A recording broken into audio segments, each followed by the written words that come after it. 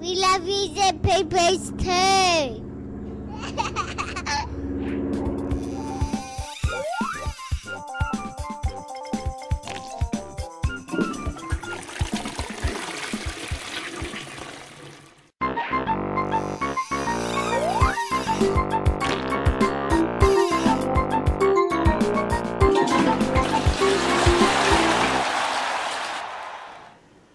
Welcome to pottytrain.tv, the latest and greatest toilet training information to help parents. In each episode, we'll be covering your questions. We'll be answering the most common questions that parents ask and getting information from you so that you will get exactly what you need to know to suit your particular circumstances. We'll also cover the latest toilet training hints and tips, things that actually work, things you don't actually read in books. This is the idea and purpose of pottytrain.tv, is to help you, the parent or caregiver, to toilet train your child so you're not feeling alone in the whole process. We'll also get a visit from our raving fans, and there's competitions to be won, lots of great prizes as well, so you don't want to miss out. Sit back, relax, take a deep breath and enjoy our episode.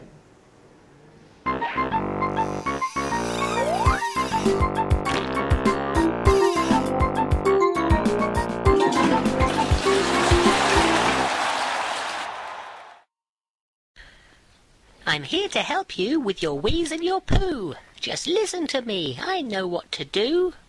I can give you delays that will make your skin creep. There's no need to toilet train in less than a week. It's so much more fun taking months, if not years. I can waste all your money and increase all your fears. So listen to me, I know what to do. I'm here to help you with your wheeze and your poo. So take my advice, take heed with great care. Toileting problems are easy to share.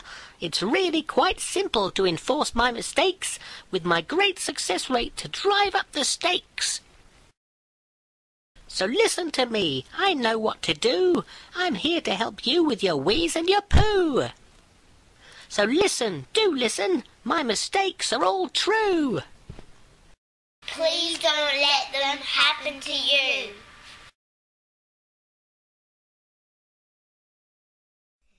Mistake number 1.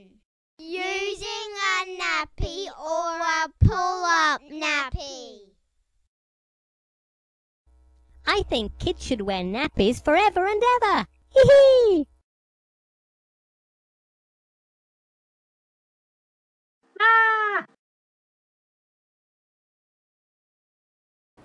This would have to be the number one mistake parents make with toilet training. The essence of successful toilet training is you need to lose the nappy during waking hours to start the process, and when you're ready to start night training, you lose the nappy again.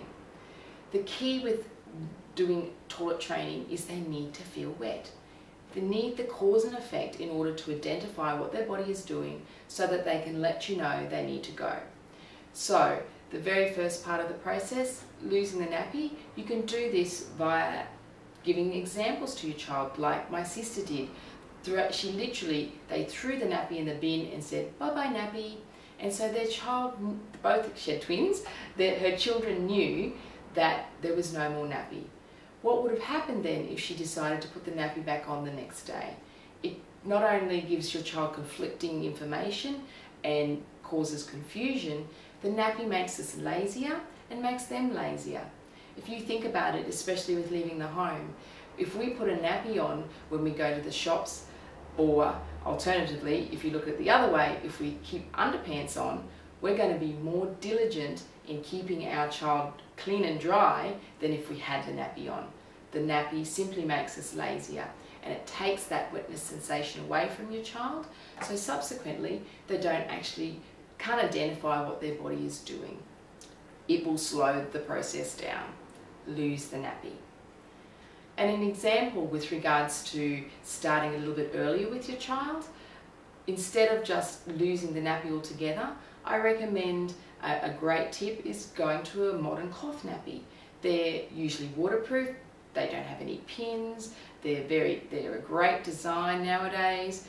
So it's a way that you're able to have your child feel wet and uncomfortable, that we feel wet situation, but you don't have to go the full situation of straight to underpants if your child is a little bit younger. The key with this is the difference of having we run down the leg onto the floor with that cause and effect versus even with a pull-up nappy, even though they have a wetness liner, it's still not the same of what your child will feel and their understanding of the process. Handy tip. Another great tip, if your child has little bottoms, which often is the case if you're starting a little bit earlier as well, often you can get the terry toweling underpants. They're often called toilet training pants. They're not waterproof, but they have a little bit thicker absorbency. So what that enables, they often come in size 1, etc., so a little bit smaller. And I've heard that the licensed underpants like your Wiggles and Dora are often a smaller make as well. So there are solutions out there for the smaller bottom. Mistake number 2. Asking your child, do you need to go?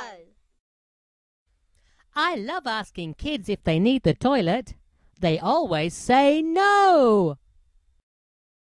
Ah! Oh! Ow! Oh! This is probably one of the first questions that come out of most parents' mouths. I know, I did the same. But when you actually think about it, it simply does not make sense.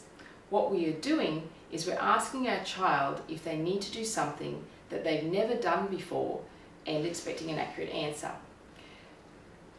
Up until this point, whether it be 2 years, 3 years of their life, they've only ever gone in the nappy, which takes the sensation away.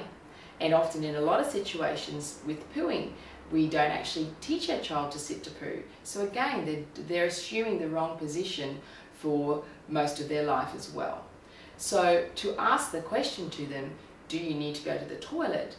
First of all, you're going to get no every time anyway, because that's just the common answer to this question, because they don't know what you're asking them, because they've never been. And I guess secondly, it's a case where they simply don't know. So you really need to stop asking this question, because it doesn't make sense. You're not able to get an accurate answer from your child until they can prove that they can actually go. So if they've gone for a number of a week or 2 without the accidents, or they're starting to take themselves, or they're starting to let you know they need to go, that is the only time you can start asking your child this question. In the meantime, swap it with, quick, let's go feed the hungry toddler yum yum. Turn it into a game, make it fun, lead them there without the ability for them to say no to the situation, and make it a statement, not a question.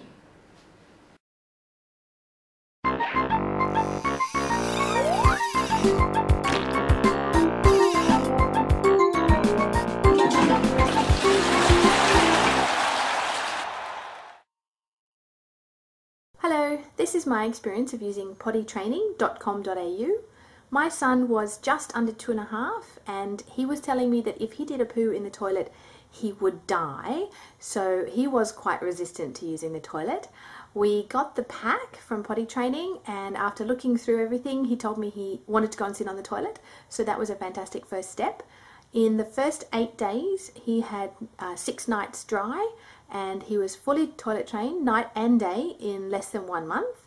We followed all the advice from Tracy, and what I loved about the system is that it made it fun for him. So it wasn't scary or a big chore for him, and we just thought it was great. Thanks.